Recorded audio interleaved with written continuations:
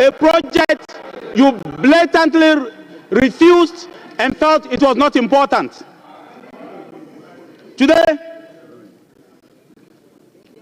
all tax identification, SNATE, driver licenses, public payroll, criminal records, SIM card are all interlinked to make your life easy.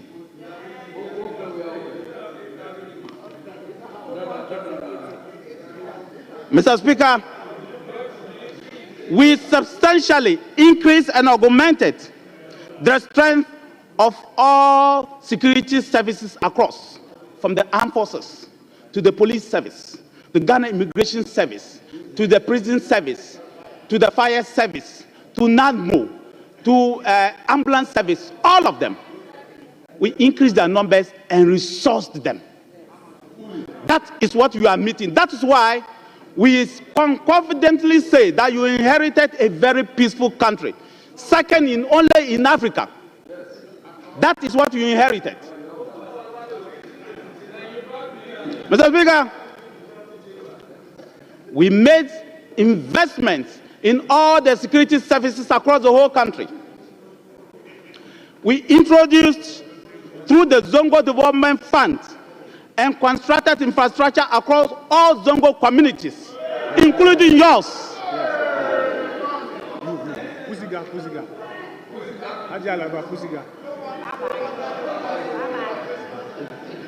We paid the outstanding pension funds contributions of the public sector workers we inherited.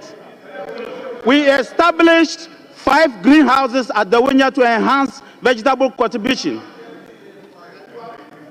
We passed the Right to Information Act. Yes, and implemented it. We passed the Affirmative Action Act, which you just referred today.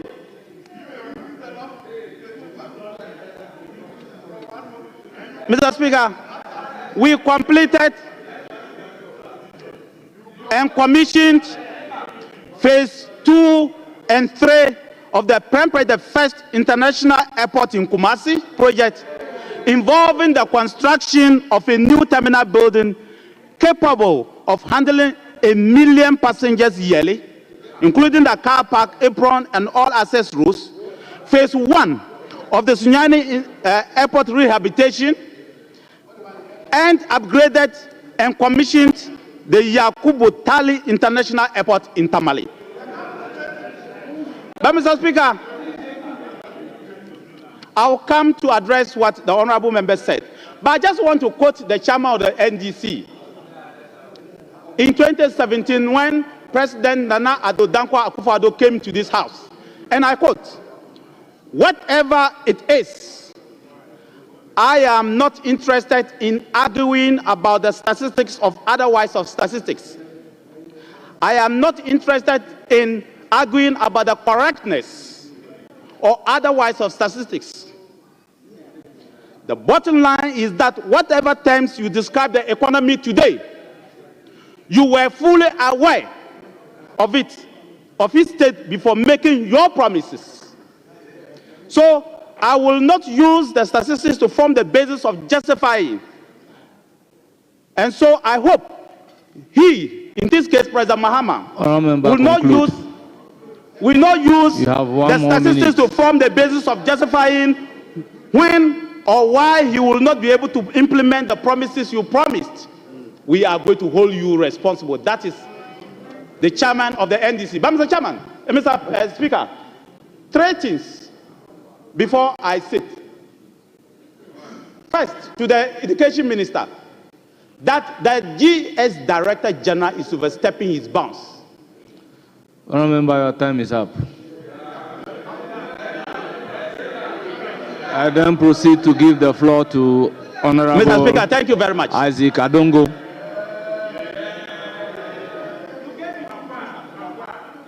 Honourable Isaac Adongo,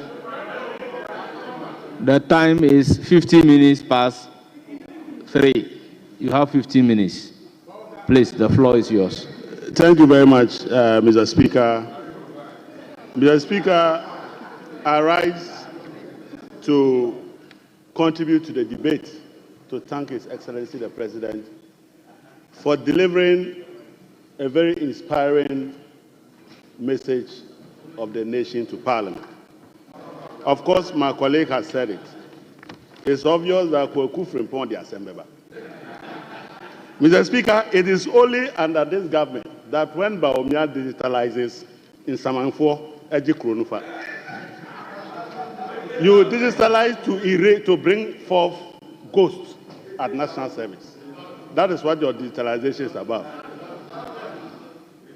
Mr. Speaker, Baumia Bako in Samanfo Bebre. Mr. Speaker, to it, one Baumia 1,000 ghosts.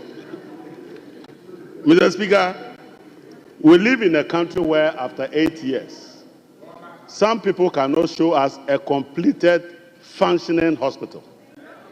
All they have are uncompleted projects and at various stages of completion. We have been hearing various stages of completions till 2017. When are you going to complete them? Of course, Baumia Bako uncompleted projects, baby. But Mr. Speaker, when you leave an economy that is struggling to pay its debt, you want us to invite you to a banquet? An economy where your debt strategy was to borrow recklessly, default in payment, and declare bankruptcy. Do you want the president to come smiling when he's delivering this gloomy picture that you have given him? If that amounts to lamentation, then so be it, because you left him an economy that can only be lamented upon. But Mr. Speaker, when you have an economy where ab initio from day one, everywhere you turn are debts. You take an economy which already has been restructured, and you need to find 280 billion Ghana cedis from day one. Of course, you can only lament. You cannot be praising and be singing tunes.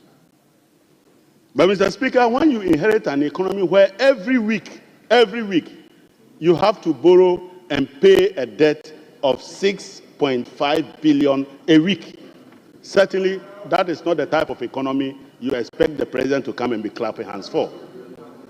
But Mr. Speaker, when you inherit an economy where ECG, after all the tariff increases where people buy even credit, and they get home and they are afraid to slot their card, because immediately you put the card in, the credit,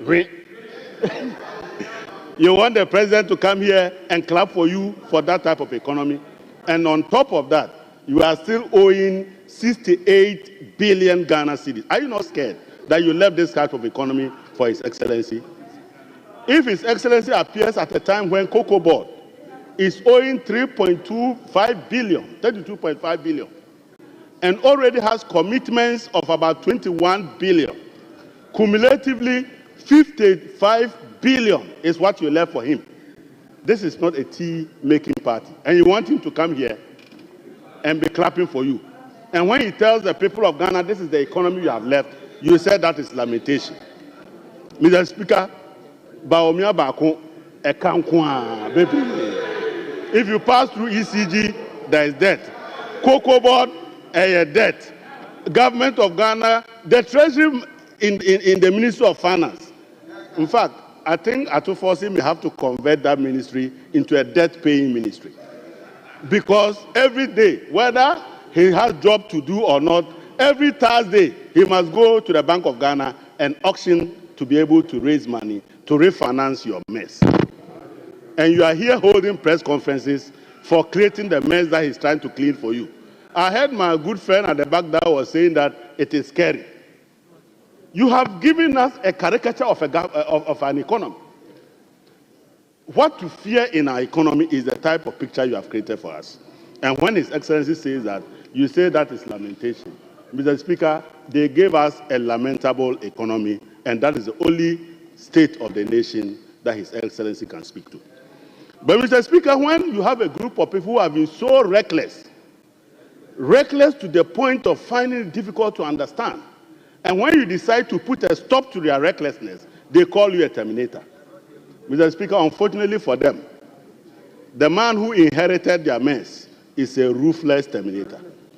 Mr. Speaker, John Mahama is a terminator of ghosts at NSA. Mr. Speaker, His Excellency John Mahama came to terminate your mess just here, the 58 million hole that you left for him. Mr. Speaker, His Excellency came to terminate corruption. He came to terminate the waste in the economy.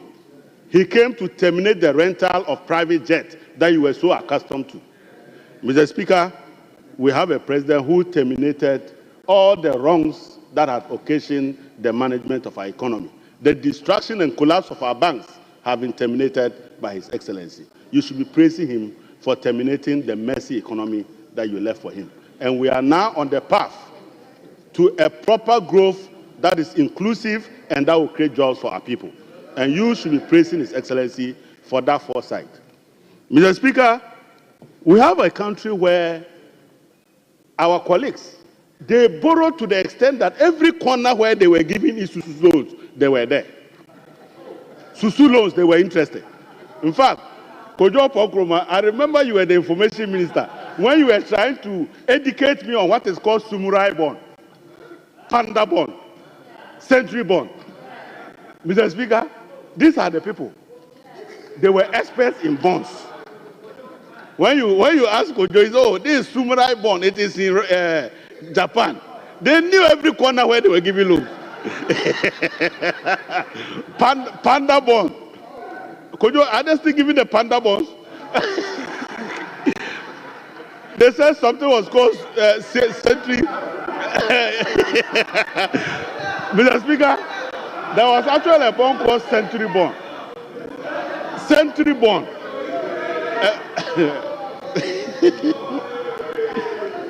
Mr. Speaker, Baomia Bako bonds baby. But what is even painful is that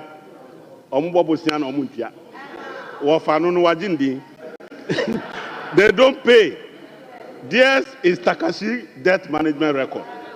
Borrow recklessly, default in payment, issue to whom it may concern, and declare bankruptcy. And the descendants of this type of government are here holding press conferences. Holding press conferences. I have seen my leader is here. You should lead your team to a Futu to find a river where they will wash off their sins before they come back here. There was a musician who said, Muma Misaponi Semina Naminjam who fin with them. There are the people there. A Futu, I'm sure you have a seat there. Take them there and go and wash your sins. Because what you did is not acceptable anywhere in the world. Mr. Speaker, His Excellency John Dramani Mahama is the savior of our economy. Mr. Speaker, His Excellency John Dramani Mahama has brought the good news. The 24-hour economy is coming. Mr. Speaker, agric mechanization centers are coming to create proper agriculture production for our economy. Mr. Speaker, women are jubilating because we are bringing the Women's Development Bank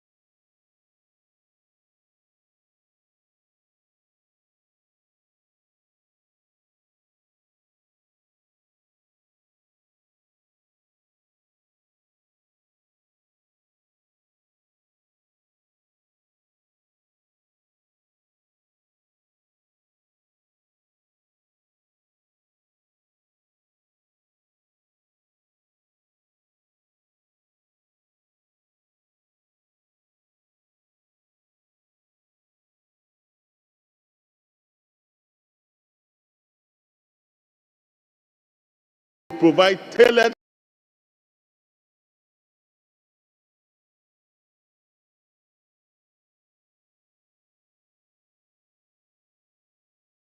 to our women.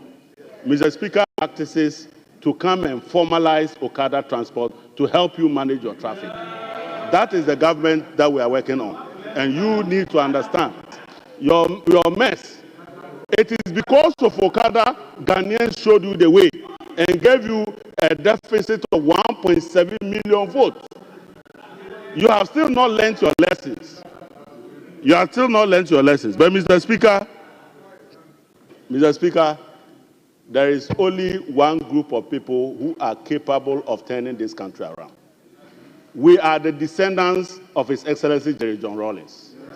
We are the only group of people who has managed the most difficult economic era in the history of our country. In 1983, when Ghanaians arrived here from Nigeria and we couldn't even find food to eat, the descendants of the NDC, Jerry John Rawlings, fixed the mess and we turned this country around. And we will do just that now. And we will make sure by the time His Excellency John Dramani Mahama leaves office, it will be very clear to you that it is not how long you stay in power, but it's the impact you make once you're in power. And that he will do what you couldn't do in 8 years, he will do it in 4 years and even more. And that is what we are focused on delivering to the people of Ghana. Mr. Speaker, we are beginning to build the next generation of leaders for our country. Just look around the ministers we have appointed. You can see our focus on youth and our focus on women. And the aim is to build the next generation of leaders, not just for the NDC, but for our country. And that if you are a young man and you want to aspire for the future, the best place to come is the NDC, because NDC gives opportunities to the youth. It is only in NDC that people like Sami Jemfi will be given very huge appointments. It is only in NDC that Basentale will be leading the youth of our country. It is only in NDC that Opariado would be a minister, a cabinet minister. Mr. Speaker, a minister is a cabinet, sorry, a minister. The important thing is that when you were in government, Kojo was about the youngest man in your government. Kojo, come to this side, because we will give you more opportunities as the National Democratic Congress. Mr. Speaker, at this point in time, it is safe to say that when His Excellency John Dramani Mahama appeared in this house, a new dawn had fallen on our country.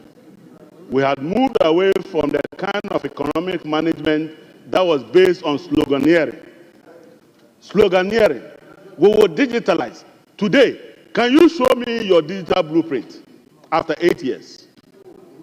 Where is your digital blueprint? Your digitalization was in the head of one man roaming around. What if a car crashes his head? That is the kind of digitalization we were running.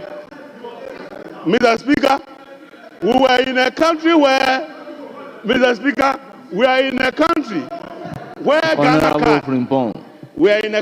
Ghana card actually captures the data of a human being. And when the human being himself appears, they say, where is your Ghana card? What type of digitalization is that? That you digitalize, take my biodata on a card, and when I appear, I'm not important, but the card that is lying at home is important. Go to your bank today and not carry your Ghana card. We'll make sure that there is proper digitalization, so that when you appear at the bank, you can access your digital data and be processed, and that is digitalization. That is going to be spearheaded by a blueprint that will inform our actions on digitalization. Not a walk-alone digitalization in the head of one man called Dr. Mahmoud Bawumia. Thank you very much, Mr. Speaker. It's now the turn of Honorable Richard Acheampong.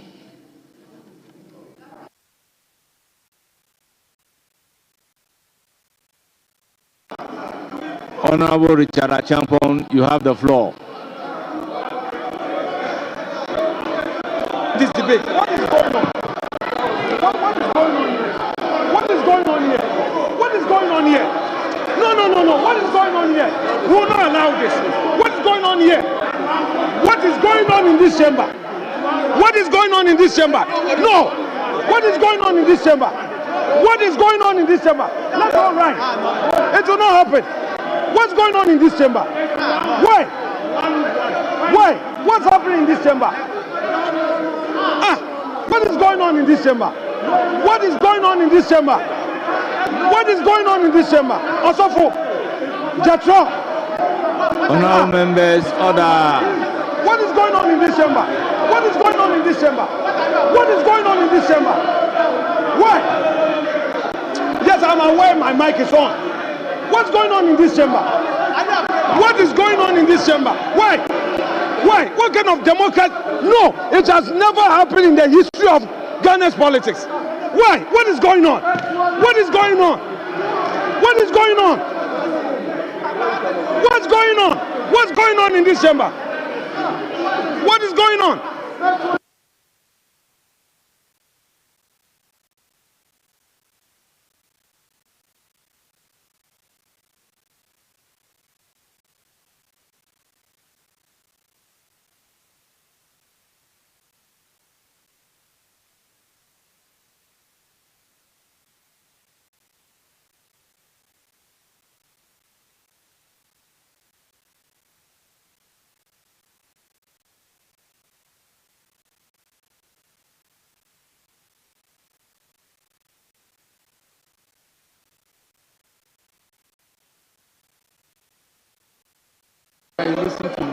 Let me listen to Honorable Minority Leader.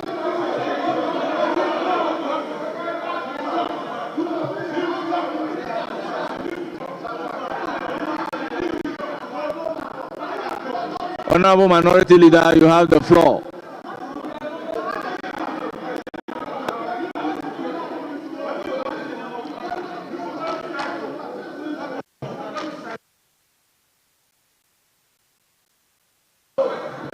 Honorable members, will you listen to your leader?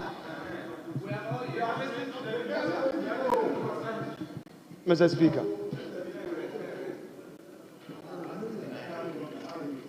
we have practices and conventions of this House.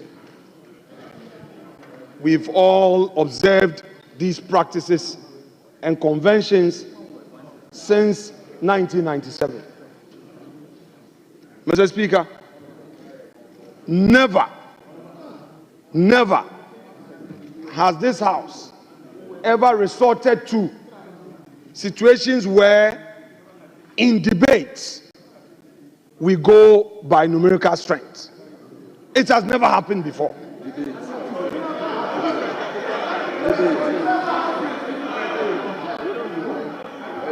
Mr. Speaker,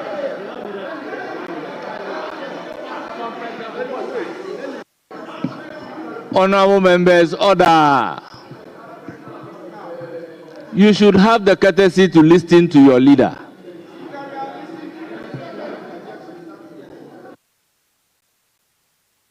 Mr. Speaker, in 2001, the MPP was in majority. The opportunity was equally given in debates. In 2004 again, the MPP was in majority. Opportunity was given equally for debate. In 2009, the NDC was in majority. Opportunity was given for members to equally share the platform for debate. 2013, the NDC was in majority. Again, the platform gave equal opportunity for members on both sides to have a debate equally. 2017, the MPP had overwhelming majority of 169, the first in our history. Mr. Speaker, in this, there was nothing like the NDC being given less opportunity to speak. Mr. Speaker, at all material times,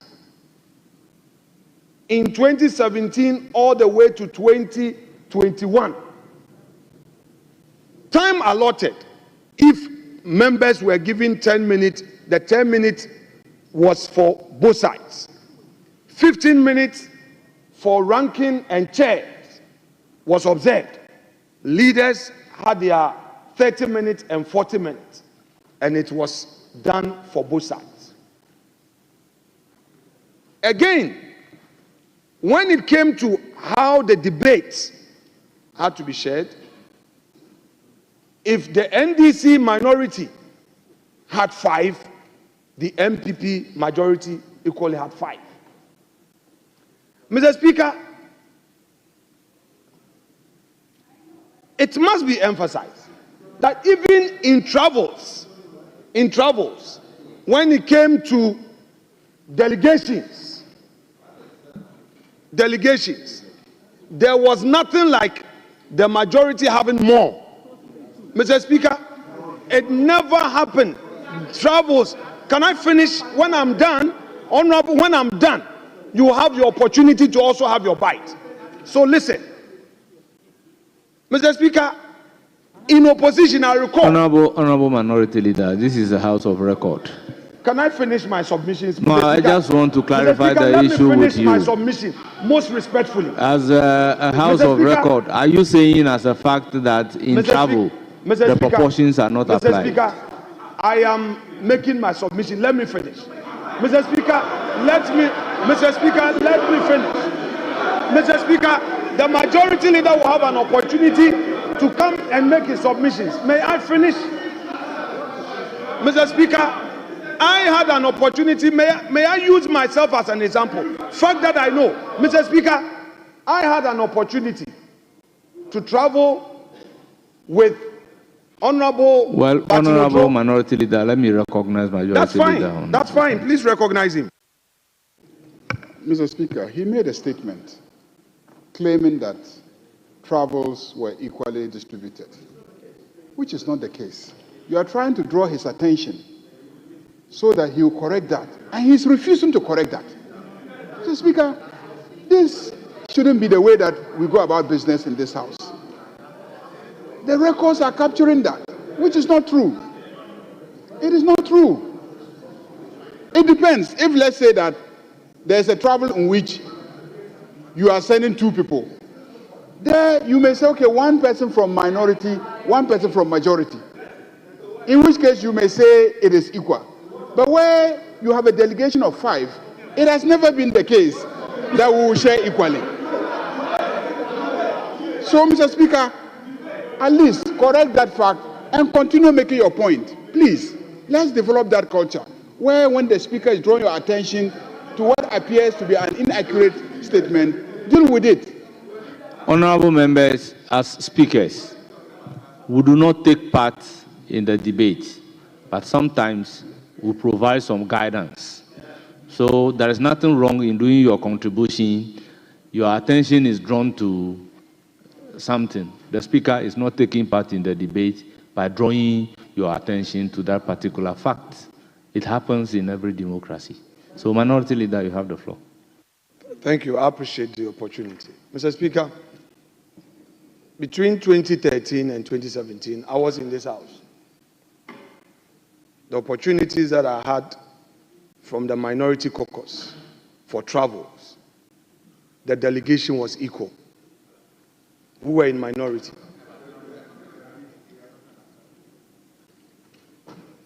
When we came into the majority, 2017 to 2021, the opportunities that I had to travel on delegation, again, I saw equal numbers. Mr. Speaker, between 2021 and 2025 January, the 8th Parliament on all occasions of travels, there were equal numbers.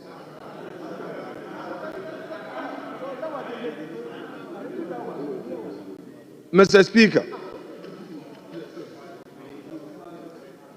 and in making this submission,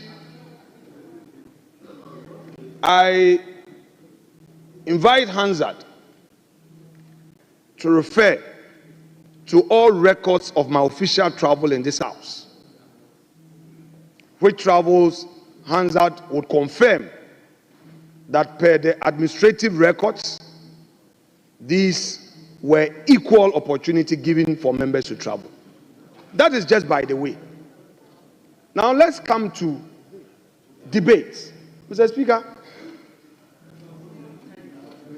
it has never been the practice of this house that when it comes to debates based on numerical strength, the minority will have less time, and to worsen the case, the minority is even given less opportunity in terms of numbers, all because the majority has more. Mr. Speaker, I have had cause to draw the attention of my colleagues in the majority that only yesterday we were to the right of Mr. Speaker. Mr. Speaker, I recall all the concerns that the minority then raised, and we had to bend over to ensure that they were heard. Mr. Speaker, this precedent that is being set, Mr. Speaker, let us be careful. Mr. Speaker, the last time the majority leader, when he was presenting the business statement and brought this matter up, he said that, the public is getting a certain impression that we are overshadowing them. Those were his words. The majority leader, I'm not misquoting, the man is right here. He said that because of the equal numbers that we share in debates, the public is getting a certain impression that we are overshadowing them. Hansard is there. Mr. Speaker. Honorable Mr. Minority Speaker, Leader, the Majority Leader is on his feet. So very well, you can, Mr. Speaker, it is his bona fide. Recognize him. I'll come back. Mr. Speaker, the point I made on Friday was that when you have 188 people sharing equal time with 88 people, 88 people,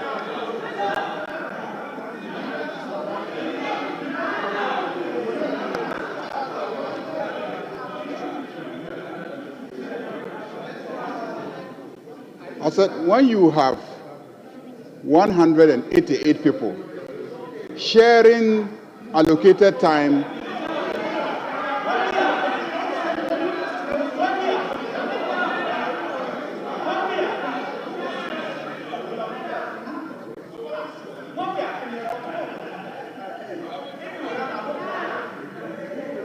when you have the floor. 188 people sharing time equally with 88 people, what you do is that you give more opportunity to the 88 people, is that okay, than the 188. That was the point I made, to the extent that because your side gets to speak more often than my side, one of your former ministers went on television and said that the people on this side don't know how to debate, they don't participate in debate because you get more frequent opportunities than the people on this side. That's the point I made. That was the point I made that day.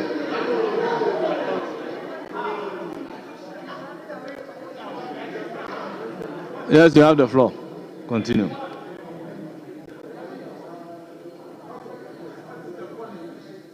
Mr. Speaker, just before I continue with my submissions, the records of this House have it that the MPP Minority has 88. The NDC has 183. The 4 independent members wrote to inform Speaker that they were going to join the NDC. Therefore, the majority is made up of 187 members, not 188, for the record. Mr. Speaker, I decided to listen quietly so that I do the correction without rising on a point of order. And I want the majority leader to oblige me. Mr. Speaker, they are trying to set a bad precedent, which bad precedent will bring chaos to this house, which bad precedent will crucify democracy.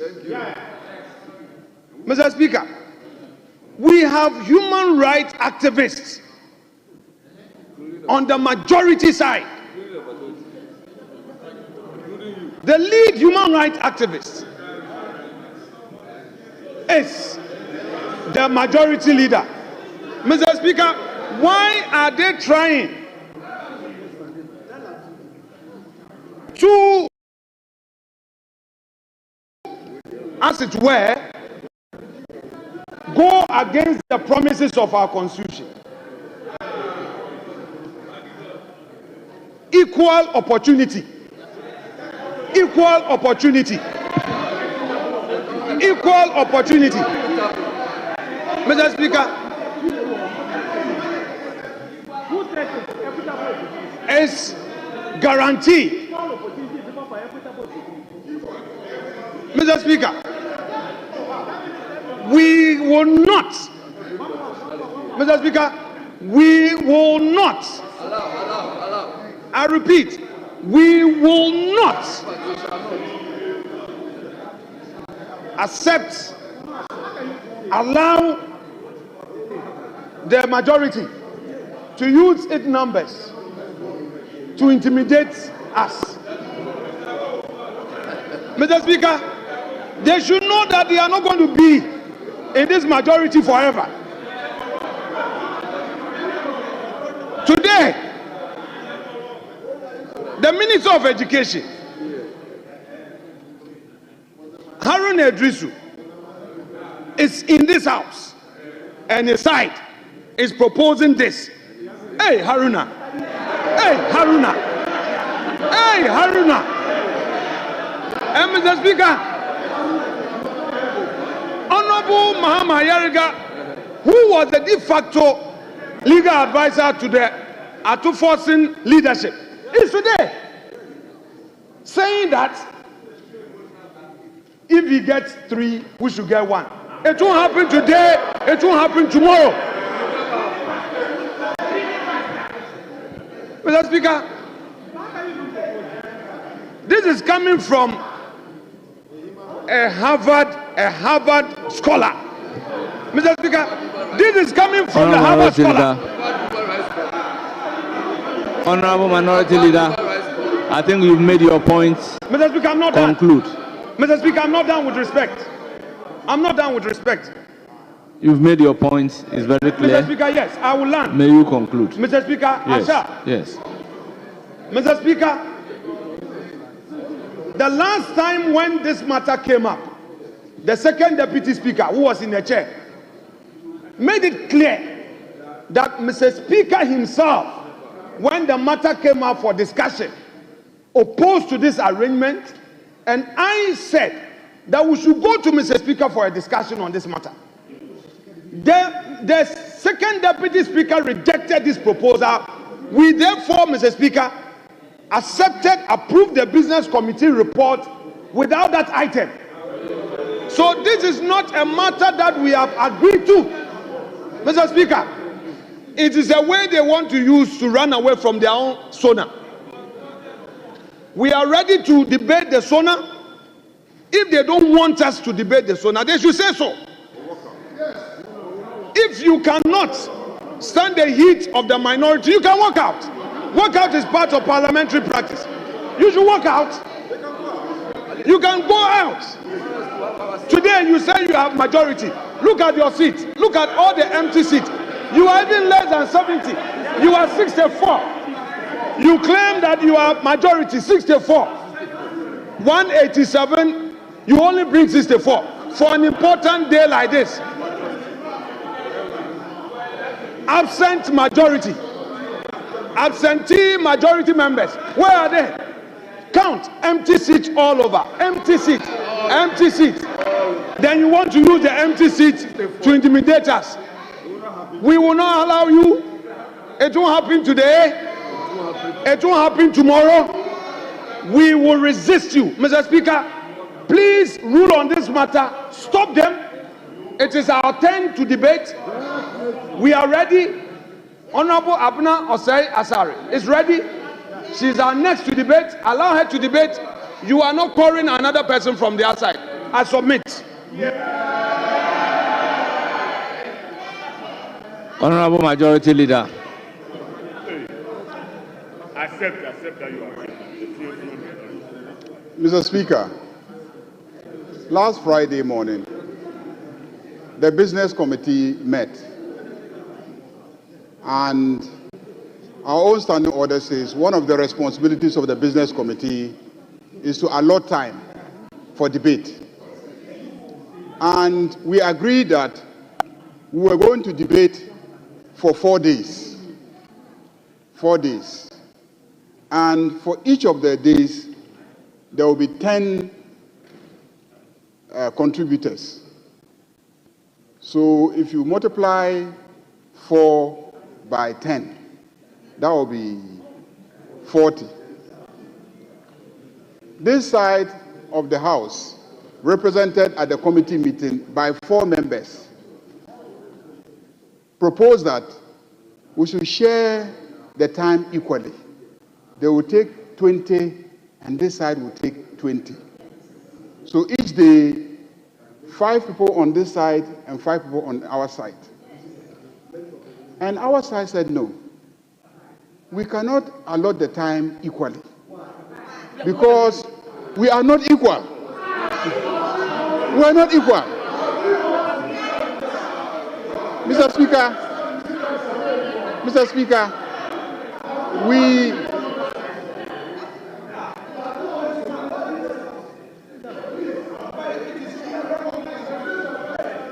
Majority Leader, continue. Majority Leader, continue.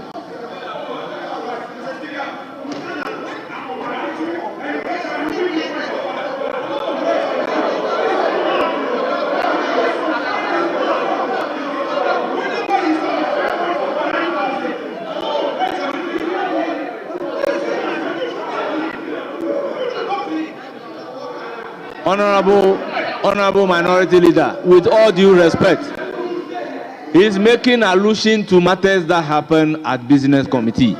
I am mindful of giving the floor to the Majority Whip to also speak on the matter, to the Minority Whip to also speak on the matter, so that he can have the opportunity to make his view heard as to the matters at the Business Committee.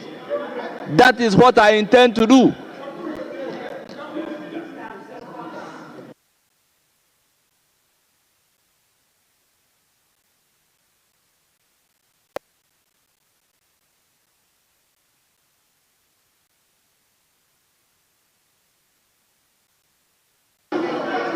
Honorable Minority Leader, you see, Honorable Minority Leader, the practice, the convention is very clear that at any point in time, I will recognize the Majority Leader and the Minority Leader against each other on a point of order. But to recognize another person against the Minority Leader and the Majority Leader on the point of order, that is not the way we should go. That's not the way we should go. You know the time-tested practice. So what do you want us to do otherwise?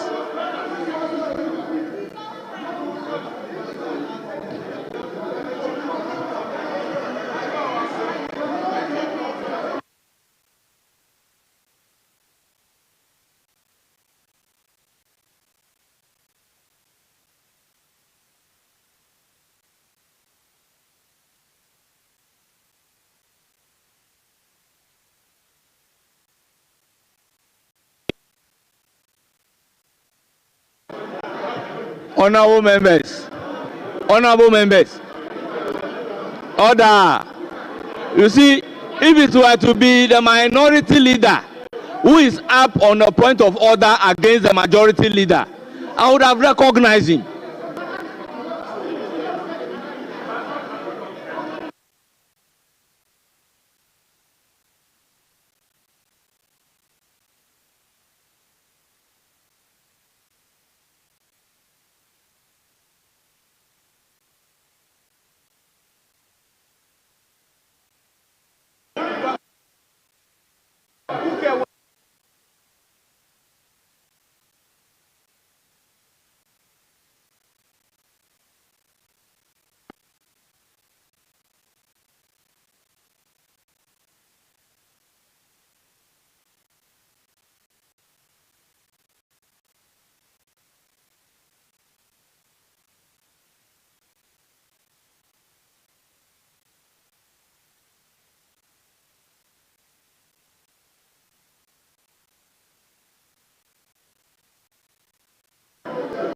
Honorable Minority Leader, what you are telling me to do now will be to the effect that what your side is requesting me to do will be to the effect that any time at all, you as the minority leader, you are on your feet, I can recognize any other member on a point of order.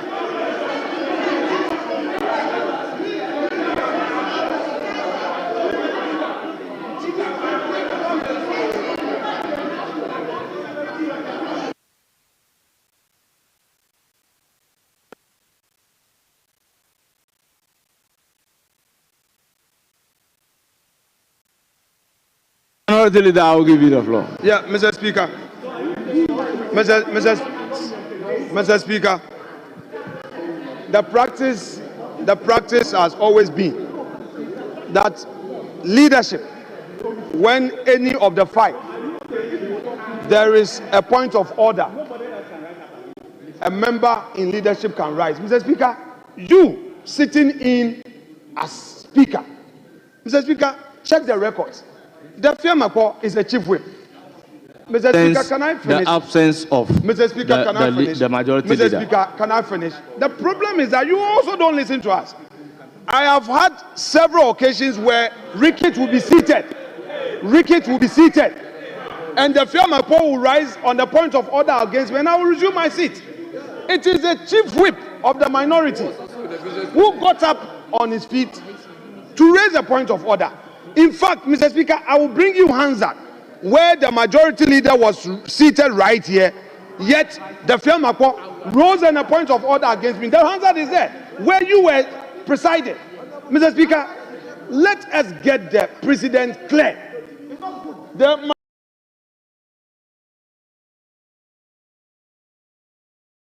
minority chief whip was on his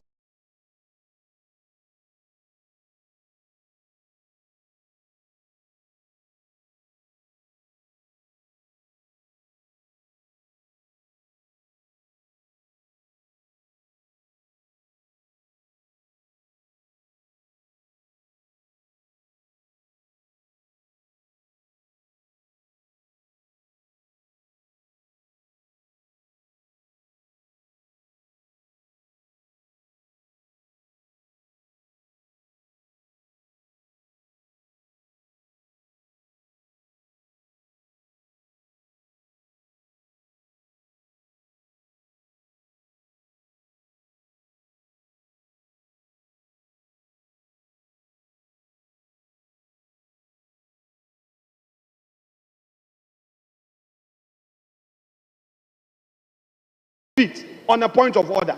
When I was making my submission,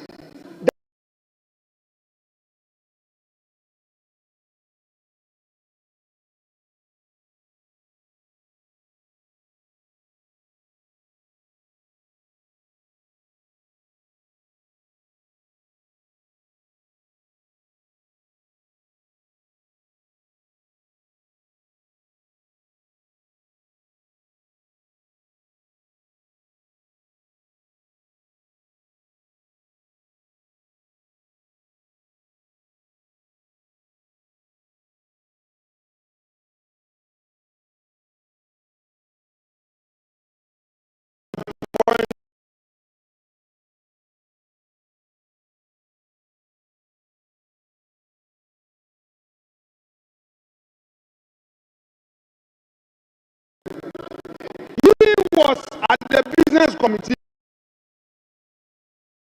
meeting, at least recognize him. He's a chief whip in leadership.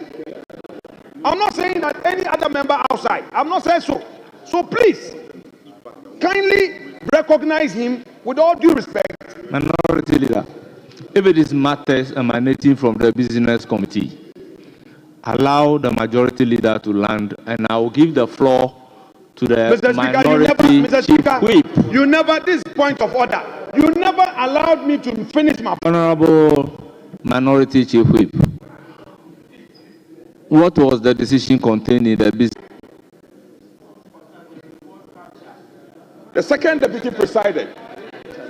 We debated on same matter, and the second deputy said that the matter on the number of people who speak on each side, the convention and practice should be sustained. That was a ruling. That was a ruling. And he said, as far as it's concerned, one here, one there. That was referred to the hazard. That was the decision. Majority Leader, you have the floor. Mr. Speaker, the work that we do in this House requires the highest level of integrity. The Speaker himself today severally reiterated the importance of integrity. Mr. Speaker, I arrived at the business committee meeting late.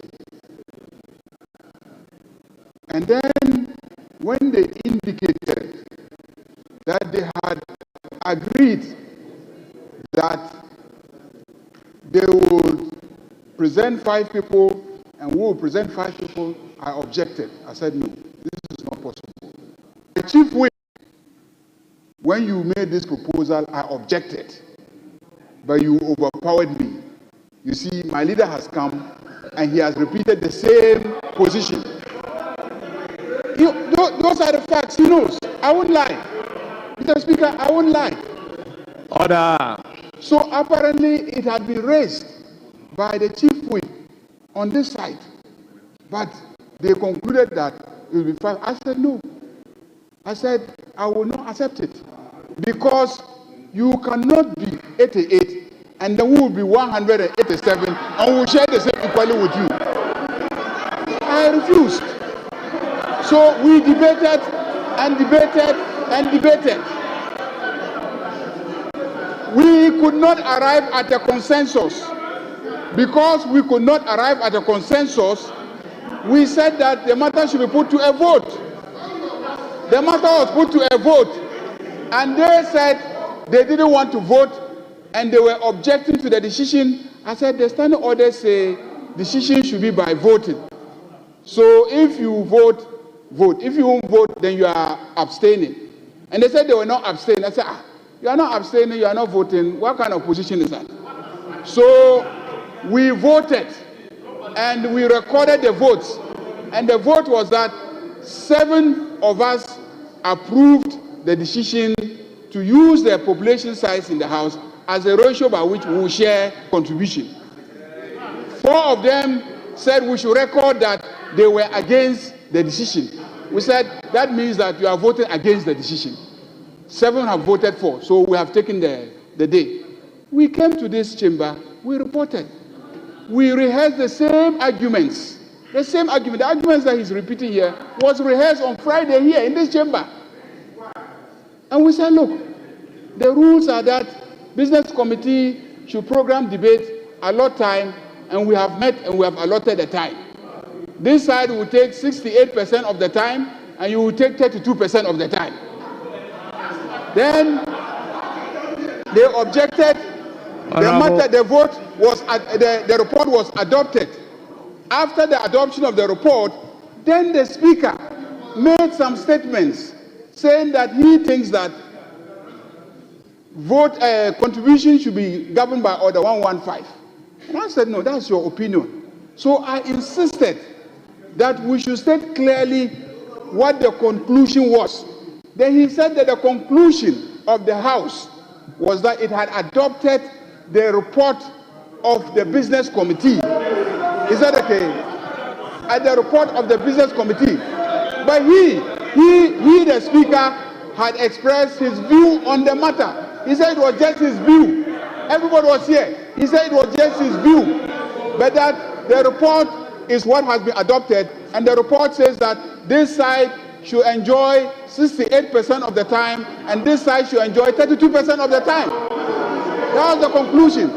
Mr. Speaker, we will go by the conclusions of the business committee as adopted. If you will not participate in the debate, you can leave. You can leave. We will debate. We will debate. We are going to debate. We will debate. We are going to debate. And this is going to be the order of business going forward. Mr. Speaker, he spent about 30 minutes trying to justify his position. Our side. Honourable members. Honourable members. Our position. You are on point of order. Well, Honourable Habib. Thank you, Mr. Speaker. Mr. Speaker, the majority leader is misleading the House. He's misleading the House in a sense that when he presented the business statement, I was the first to be on my feet. And I raised the issue with regards to precedents of this House. And I also draw the Speaker's attention to Order 115. I drew the attention of the Speaker to that. And Mr. Speaker, if you check the business statement then, based on the narration he was given, at the conclusion part on that subject matter of proportion in terms of debate, concluded, and if I can paraphrase, saying that the minority, however, disagree, and it was now for the consideration of the House. Mr. Speaker, you know when matters from committee are referred back to the chamber for consideration and the procedure as such. So I invited the Speaker for us to expunge that from the record, because even as at then, we did not even have a decision quorum to take that decision on consideration of that from the committee. Then the majority leader was now on his feet, trying to say that he's going to amend the report by just standing for the fact that I raised the matter of unavailability of decision quorum. So, Mr. Speaker, it is not true that we approve the business statement to confirm that we should speak on. So, do you mean to say a decision quorum to have a business statement adopted? No, at the business statement, if I don't have a copy, the business now, committee. Business committee report.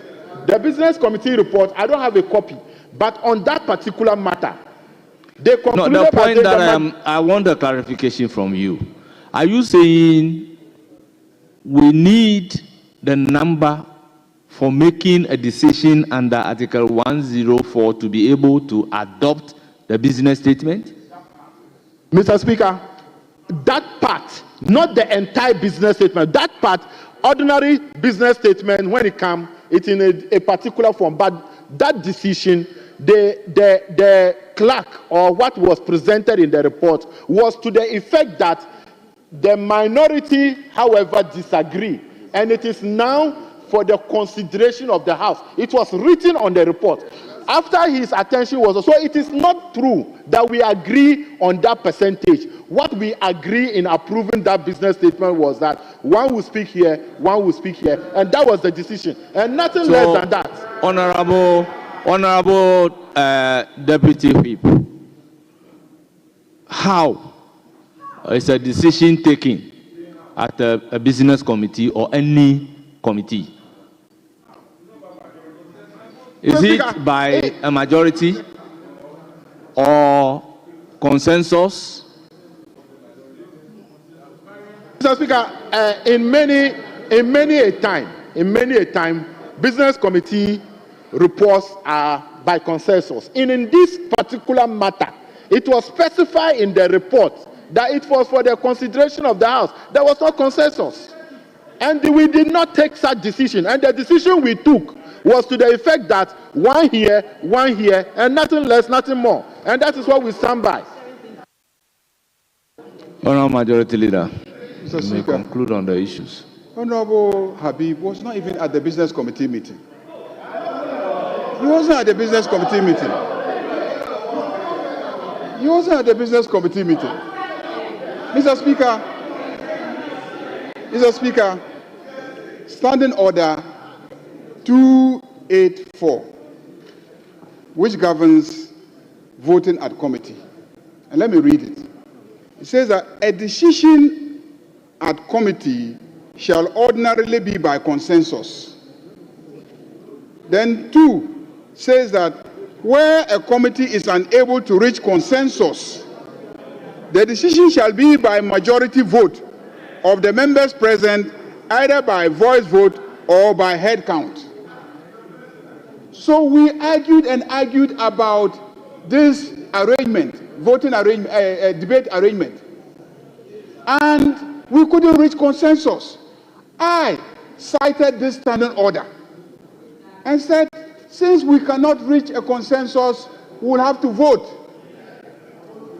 And then we voted, and we were 7 on the majority side, and they were 4. And they said their heads would not be counted, I remember. And I went around holding their head, saying that, oh, since your head doesn't want to be counted, we joked about it at the committee meeting. And then when we finished, for the avoidance of doubt, I insisted at the meeting that the clerk should state clearly what she's going to record at the meeting. And she repeated the conclusion and said that 7 voted for and 4 said we should record that they were against. So I said, make sure that that is what is captured in the report.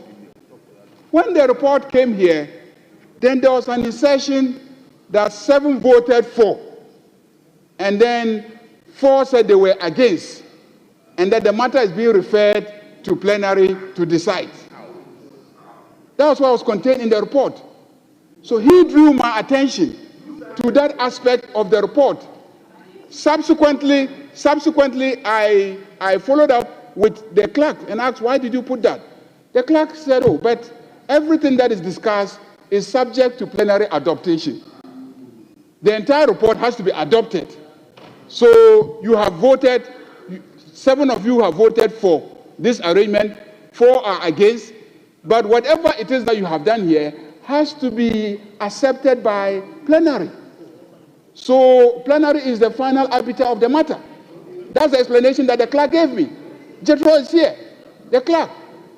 So later on, I said, no problem. So here, we had the debate. They raised the issue of Order 115. The Speaker intervened. He expressed his opinion. We told the Speaker that the business statement is what is going to be adopted. And what is contained in the business statement is what the House has adopted to guide business next week, to govern the debate. And so this is how we concluded. And when the Speaker, after expressed his views, I still said, Speaker, I want the record to be clear on what the decision of today is. You remember? And I repeated it 3 times. 3 times, Mr. Speaker. The journalists are all here. The record is there. Please, let's have integrity. It is there. The clerks were sitting here. And I insisted 3 times that I wanted clarity so that a day like this doesn't come. And he was clear that what is contained in the report and adopted by the House is what will govern the House. But he, as Speaker, thinks that Order 115 will govern. I said, what you think is different. What is in the report is what the House has adopted. That is how come today we are giving you the numbers that we are giving you. Mr. Speaker, that is it. This House is governed by rules. As for what has happened in the past, if some majority slept over their rights, that's up to them. But this majority is saying that it is most unfair that when we have an opportunity to debate, and we are 187, you say we're 187, and you are 88, then we will share the time equally. You take 20, we take 20. I mean, it doesn't reflect the balance in the House. Mr. Speaker, You are talking about rights. Every member of parliament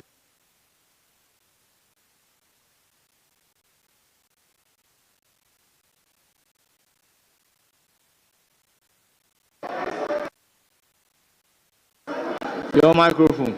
If we accept the arrangement, it means that you get 2 opportunities and the people here get 1 opportunity. That's the arrangement that we have. You get 2 opportunities and the people here get 1 opportunity. And I'm saying that's not fair. That's not equitable. That's not fair. You are talking about human rights. You are violating the rights of the majority by this kind of arrangement. That's why we concluded. And what we concluded on a business statement, business committee, and was adopted here is what will govern the debate. Mr. Speaker, it won't change. 2 on this side, 1 on the other side. Honourable members, I think we have debated this matter for far too long. My view is that there is no issue that cannot be resolved by our own standing orders.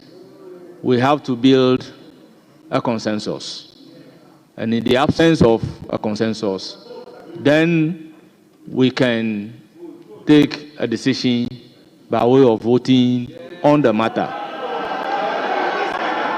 Honourable members, order.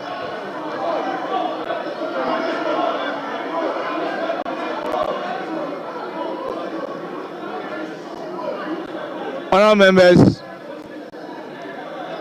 in the submission of the minority leader, he stated clearly the speaker has his own view on this matter. And the second deputy speaker has also expressed his view on the matter. For me, equality is equity. In the circumstances, I will want the leaders to engage and build consensus on this matter. Honourable members, after the exhaustion of that opportunity, when we are not able to build a consensus, then we have no other option than to apply our own rules to address the situation. So, honourable members, I will plead with the majority and the minority leader to further engage and build consensus on this matter. Meanwhile, honourable members, I will plead with you that for the purposes of today and until the matter is resolved amicably, either by consensus or a decision of the House, we should exhaust the 5-5 for today.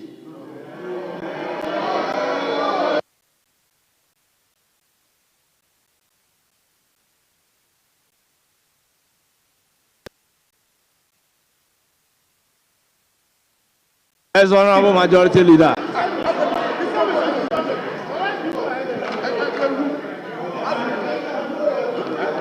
Mr. Speaker, with all due respect,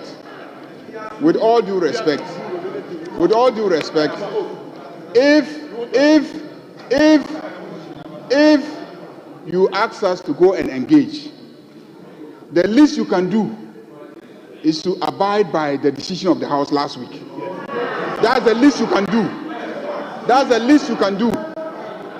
But you cannot rule in their favor and say that we should go and then engage. No, Mr. Speaker, we will not accept that. The House adopted a position last week, and it is that position that has to prevail. The House adopted a position last week. Mr. Speaker, that's most unfair, and I'm registering my protest. The House adopted a position. We adopted a position. And you already called him to contribute to the debate. Honorable So, Majority, Speaker, I disagree entirely. Honorable Majority Leader, with all due respect, I it never is not will do a this. ruling per se. I never will do this, Mr. Speaker. Yes, I never will do this.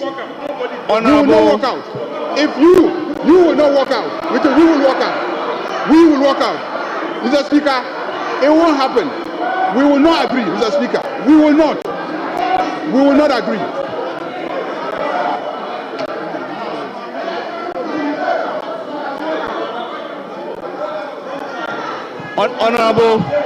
Honorable members, honorable members, order. Honorable members, order. Honorable members, resume your seats. Honorable members, I express my view and indicated clearly that the two leaders should engage. And in the absence of reaching consensus, then we'll come to the House and apply the rules. But if my view is not acceptable in the circumstances, I will want to have the House suspended. The House is accordingly suspended for 30 minutes.